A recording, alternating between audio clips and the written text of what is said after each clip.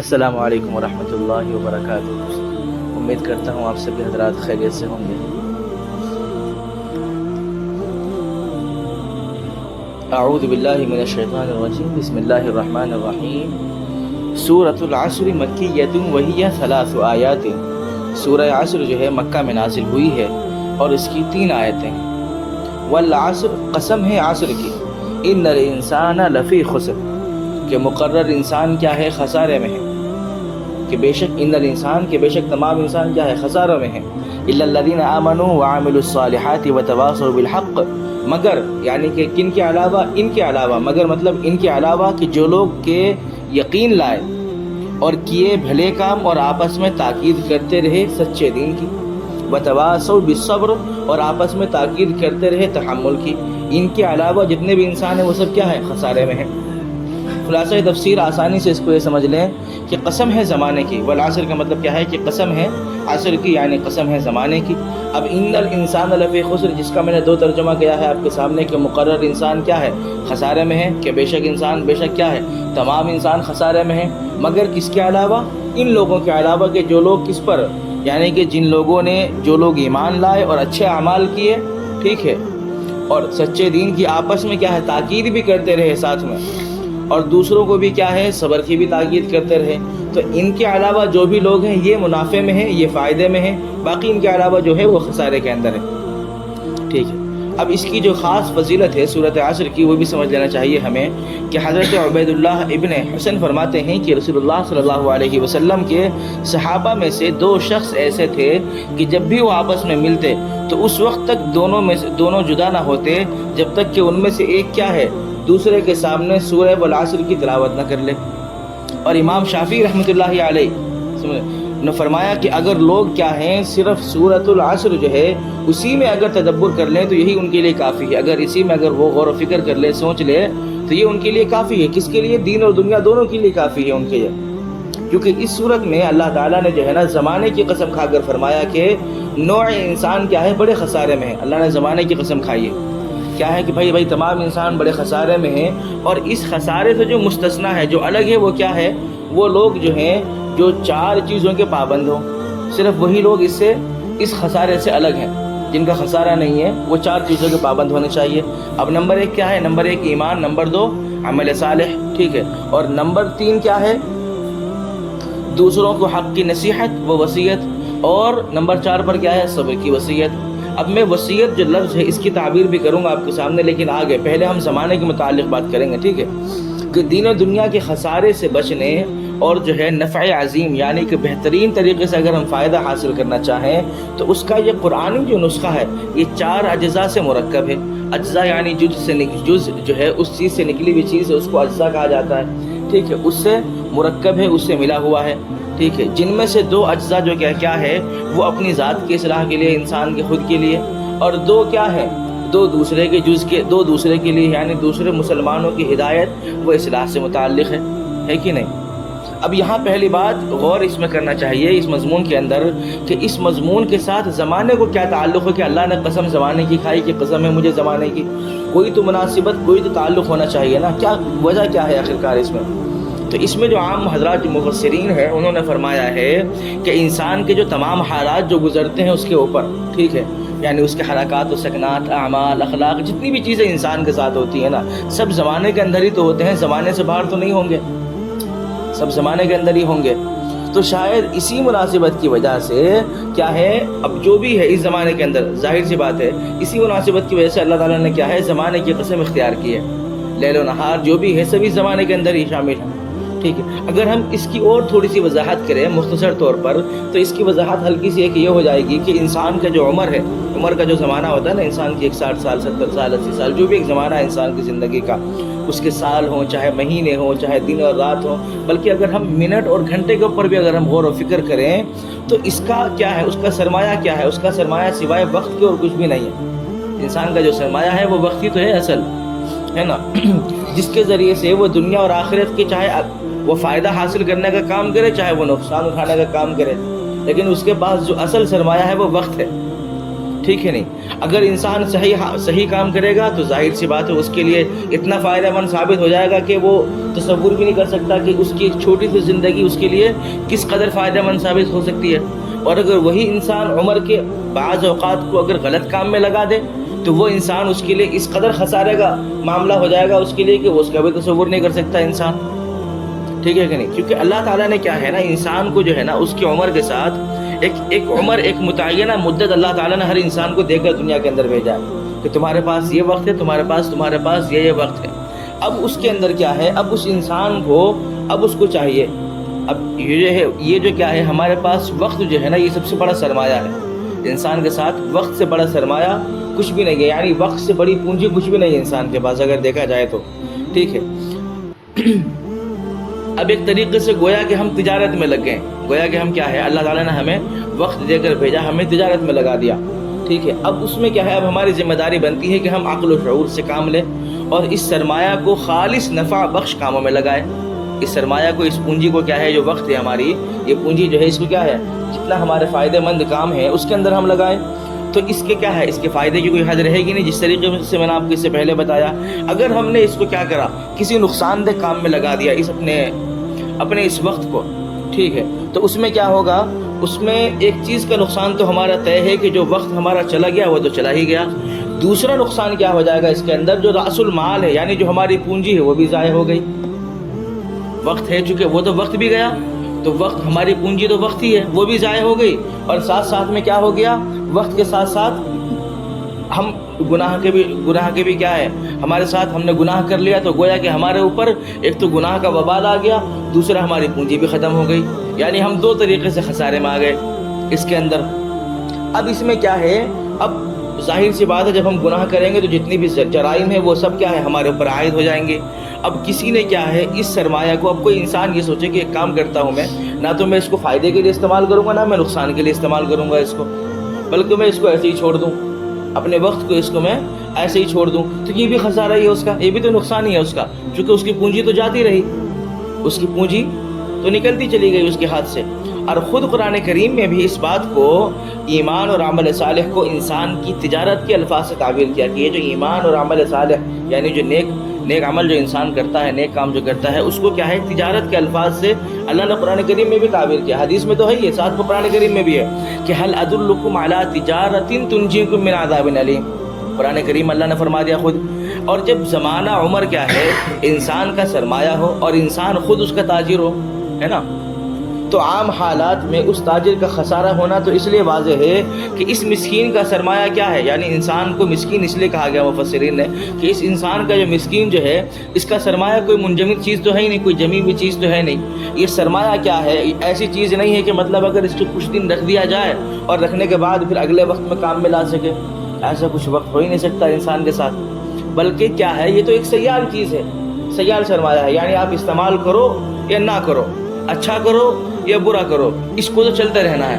یہ بہنے والی سیال مطلب یہ بہنے والی چیز ہے، یہ تو بہتا رہے گا. جو ہر منٹ ہر سیکنڈ کیا ہے ہمارا وقت بہتا جا رہا ہے. جو وقت ابھی پچھلے جب ہم نے شروع کرا والعصر سے جو وقت چلا گیا وہ وقت اب نہیں آ سکتا ہے کہ نہیں.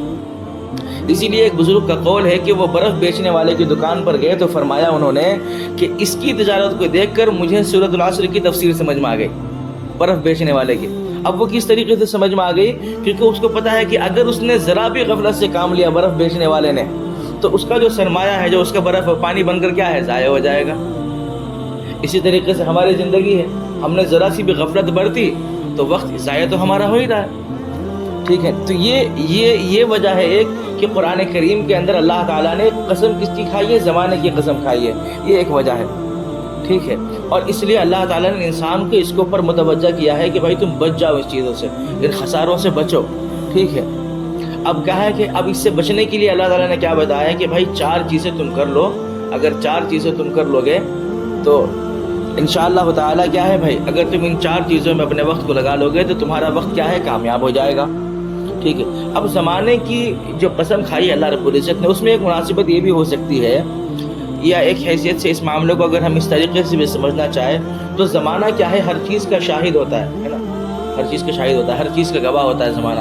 قائم مقام بھی ہوتا ہے. اور زمانہ ایک ایسی چیز ہے کہ اگر اس کی تاریخ ہم اٹھا کر دیکھ لیں، یا اگر ہم اسی قوموں کے عروج و زوال کو اٹھا کر کے اگر ہم دیکھ لیں، نظر اٹھا کر دیکھ لیں کہ اچھے واقعات، برے واقعات ہے نا، تو ضرور اس پر یقین انسان کا پہنچ جائے گا کہ صرف یہ 4 کام ہیں جن میں انسان کی فلاح و کامیابی، جو کام میں نے آپ کو پیچھے بتائے ہیں، انہی 4 کاموں پر کیا ہے انسان کی کامیابی منحصر اللہ نے کر دی ہے.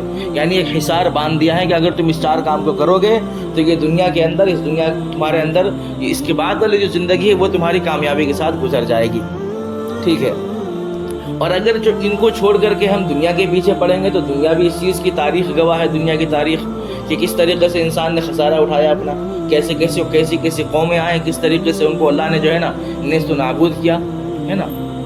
اب آگے ان 4 چیزوں کی تشریح ہم یہ سمجھ لیں کہ دیکھیں ایمان جو عمل صالح ہے وہ تو انسان کے خود کی ذات سے متعلق ہے، تو اس لیے اس میں کوئی تشریح والی بات ہے ہی نہیں ہے، ایمان اور عمل صالح. لیکن ہاں جو تواصی بالحق جو ہے نا، وہ تواصو بالحق اور وہ تواصو بالصبر، یہ سمجھنے والی بات ہے ہمارے لیے، یہ قابل غور ہے کہ ان سے مراد کیا ہونا چاہیے. جیسے میں نے اس سے پہلے بھی کہا تھا آپ کو کہ یہاں پر جو ہے نا دوسروں کے حق کی نصیحت و وصیت اور صبر کی وصیت. اب وصیت جو لفظ ہے، اس لفظ کی کیا تعبیر ہے نا، اس لفظ کی تعبیر یہ ہے کہ لفظ تواصی جو ہے نا یہ وصیت سے نکلا ہوا لفظ ہے. لفظ وصیت سے تواصی نکلا ہے، یعنی مشتق اس کو کہا جاتا ہے نکلنے کو، یہ نکلا ہے. اب یہ لفظ اس وقت میں استعمال ہوتا ہے کہ جب کسی شخص کو تاکید کے ساتھ مؤثر انداز میں کیا ہے نصیحت کرنے اور نیک کام کی ہدایت کرنے کا نام کیا ہے، وصیت ہے. اب تاکید اس کو کہتے ہیں. تاکید کا اگر ہم لفظی معنی سمجھے لفظ تاکید کا، تو اس کا معنی کیا ہے، بار بار کہنا، زور دینا، یا پھر اگر وہ بات نہ مانے تو پھر سختی کے ساتھ حکم قائم کرنا. مثلا اگر کوئی بچہ ہے ہمارا، ہم اس کو کچھ چیز سمجھا رہے ہیں بار بار، بیٹا پڑھ لو، بیٹا پڑھ لو، بیٹا یہ کر لو، بیٹا یہ کر لو، اگر وہ نہیں مانے گا تو کیا کرے گا انسان، پھر سختی کے ساتھ تو برتاؤ کرے گا. نہیں پڑھو گے تو پٹائی کروں گا. اس کے بعد اگر نہیں پڑھ رہا ہے پھر پٹائی بھی ہوتی ہے. تو گویا کہ اللہ تعالیٰ کیا ہے اس لفظ کے ذریعے سے بندوں کو جو ہے نا خاص تاکید کے ساتھ بالکل طریقے اور سلیقے کے ساتھ اللہ سمجھا رہے ہیں کہ سمجھ لو تو تمہارا فائدہ ہے، اور اگر نہیں سمجھو گے تو پھر تم میرے پاس آؤ، جیسی غلطی ہوگی اس حساب سے سزا میں ضرور دوں گا، چھوڑوں گا نہیں میں لیکن تم لوگوں کو. ٹھیک ہے. تو مؤثر انداز میں نصیحت کرنے کو کیا کہا جاتا ہے، وصیت. کیونکہ اسی وجہ سے آپ دیکھیں کہ مرنے والا اپنے بعد جو بھی کچھ کہتا ہے نا، جو کچھ کہہ کے جاتا ہے، وہ کچھ ہدایات دیتا ہے، تو اس کو بھی وصیت اسی وجہ سے کہا جاتا ہے. مرنے والا جو بھی کچھ کہہ کے جاتا ہے. اب یہ 2 جز در حقیقت اسی وصیت کے 2 باب ہیں، ایک حق کی وصیت، دوسرے صبر کی وصیت ہے نا. اب ان دونوں لفظوں کے معنی میں کئی احتمال ہیں. ایک یہ کہ حق سے مراد کیا ہے، عقائد صحیحہ، یعنی جو عقائد صحیحہ ہیں وہ مراد ہے، اور اعمال صالحہ کا مجموعہ ہو. اور صبر کے معنی کیا ہے، تمام گناہوں اور برے کاموں سے بچنا ہو. تو پہلے لفظ کا جو حاصل ہے، یعنی جو پہلے لفظ کا حاصل کیا ہے، امر بالمعروف ہو گیا. امر بالمعروف یعنی کہ اچھے کاموں کا حکم کرنا. ٹھیک ہے، یعنی نیک کاموں کا حکم کرنا. اور دوسرے کا جو حاصل ہے، دوسرے کا جو ہمیں جو اجر، جو دوسرے کا جو ہم نے حاصل نکالا، وہ کیا نکالا، نہیں عن المنکر ہو گیا. دوسرے کا وہ نہیں عن المنکر یعنی برے کاموں سے روکنا ہو گیا. ٹھیک ہے.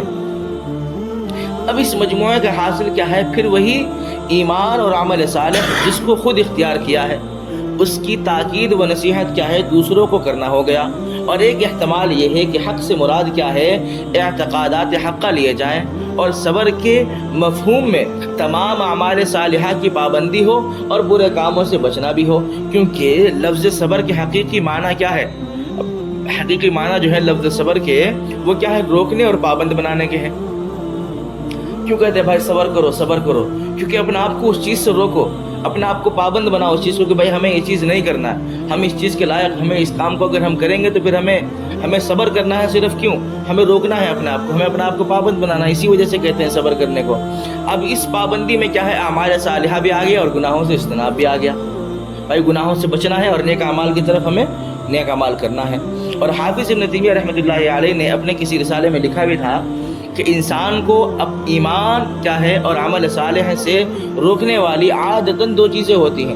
ایک شبہات، نیک اعمال سے روکنے والی کیا چیزیں ہوتی ہیں، 2 چیزیں. کل ان سے متعلق بھی ایک صاحب کل مجھ سے بات کر رہے تھے، میں نے ان کو کہا بھی تھا کہ آپ کے مضمون بھی متعلق ہے اس میں مضمون میں. ایک شبہات، یعنی اس کو جو ہے نا ایمان اور عمل صالح میں کچھ نظری اور فکری شبہات پیدا ہو جائے.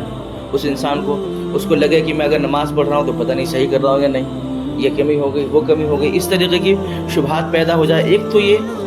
جس سے انسان کیا ہے ایمان اور عمل صالح سے کیا ہے تھوڑا سا الگ ہو جاتا ہے، اس کے خیالات تھوڑے سے الگ ہو جاتے ہیں، جن کے کیا ہے سب عقائدی کیا ہے اس کے پھر مختل ہو جاتے ہیں، یعنی خلل پیدا ہو جاتا ہے اس کے اندر، پھر ہے نا درہم برہم ہو جاتا ہے اس کا نظام، اور تمام عقائد اس کے عقائد کیا ہے مختل ہونے سے کیا ہے عمل صالح کا خلل پذیر ہونا خود ظاہر ہے۔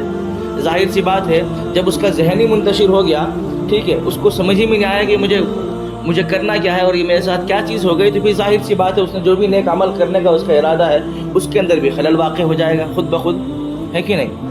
اب دوسرے کیا ہے شہوات، یعنی خواہشات نفسانی، جو انسان کو بعض اوقات کیا ہے نیک عمل کرنے سے روک دیتی ہے اور بعض اوقات کیا ہے برے اعمال میں مبتلا کر دیتی ہے، اگرچہ وہ نظری اور اعتقادی طور پر کیا ہے نیکی کیا ہے طور پر کیا ہے نیکی پر عمل کرے اور برائی سے بچنے کو ضروری سمجھتا ہو، انسان سمجھتا ہو، لیکن کیا ہے پھر بھی نفسانی خواہشات اس کے خلاف ہو اور ان خواہشات میں کیا ہے وہ مغلوب ہو کر کیا ہے ان خواہشات کے اندر وہ ڈوب جائے، اس کے آگے جو ہے وہ مجبور ہو جائے، ہے نا، اور سیدھا راستہ چھوڑ بیٹھے۔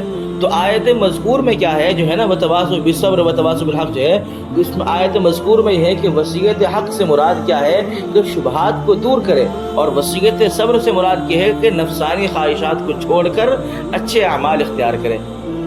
وتواصوا بالحق سے مراد کیا ہے، جو پہلا والا شبہات ہے اس کو دور کرے، اور وتواصوا بالصبر سے مراد اگر ہم اس طریقے سے لیں گے اس بات کو تو پھر ایسی صورت میں کیا ہے ہمارے لیے وتواصوا بالصبر سے مراد کیا ہے کہ اپنے نفسانی خواہشات کو چھوڑ کر اچھے اعمال اختیار کر لیں۔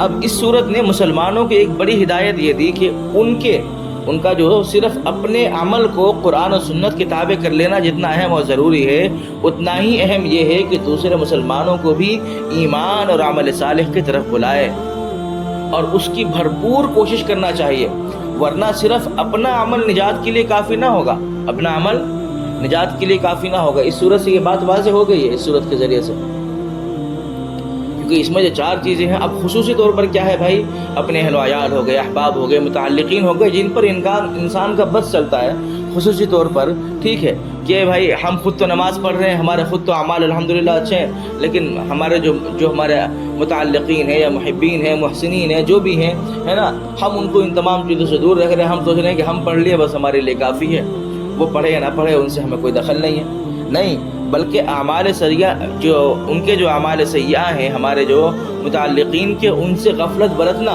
اپنی نجات کا راستہ بند کرنا ہے، اپنی نجات کا راستہ بند کرنا ہے۔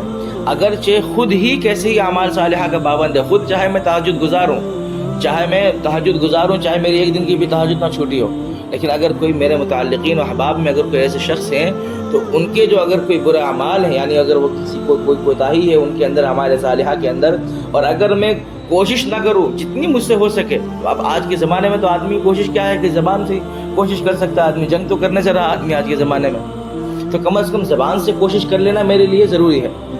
اسی لیے قرآن و حدیث میں ہر مسلمان پر اپنی اپنی قدرت کے مطابق کیا ہے امر بالمعروف اور نہی عن المنکر فرض کیا گیا ہے، کہ جتنی آپ کی طاقت و قدرت ہے اس حساب سے آپ ہر کسی کو آپ اچھی باتوں کا حکم کریں اور بری باتوں سے روکیں۔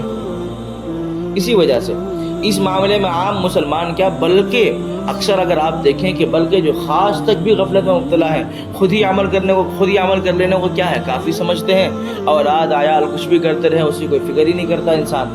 اللہ تعالی ہم سب کو بھی ہدایت پر، اللہ تعالی ہم سب کو بھی اس صورت کے متعلق جو ہے نا عمل کرنے کی توفیق نصیب فرمائے، آمین یا رب العالمین۔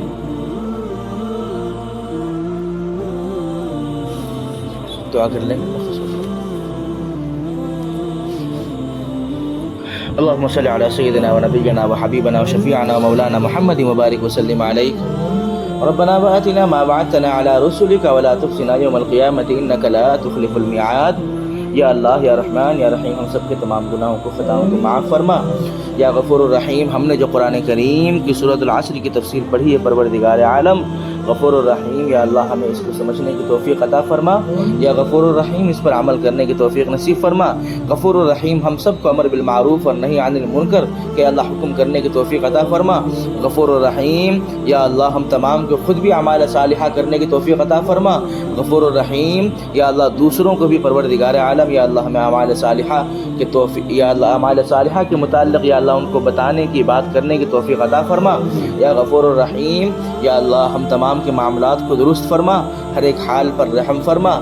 یا غفور الرحیم، ہم نے جو مانگا ہے وہ بھی عطا فرما، یا اللہ جو رہ گیا وہ بھی عطا فرما۔ ہماری اس مختصر سی دعا کو حضور اکرم صلی اللہ علیہ وسلم کے صدقہ تو فعل مقبول و منظور فرما۔ ربنا تقبل منا انك انت السميع العليم وتب علينا انك انت التواب الرحيم۔ سبحان ربك رب العزة عما يصفون وسلام على المرسلين والحمد لله رب العالمين۔